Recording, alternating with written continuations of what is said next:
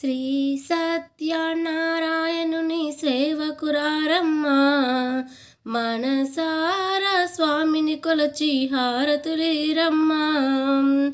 చూచిన వారికి చూచిన వరము, నోచిన వారికి నోచిన ఫలము. ఆ స్వామిని పూజించే చేతులే చేతులట, ఆ మూర్తిని దర్శించే కనులే కన్నులట.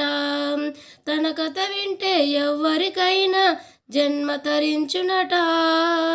శ్రీ సత్యనారాయణుని సేవకురారమ్మా, మనసారా స్వామిని కొలచి హారతులీరమ్మా.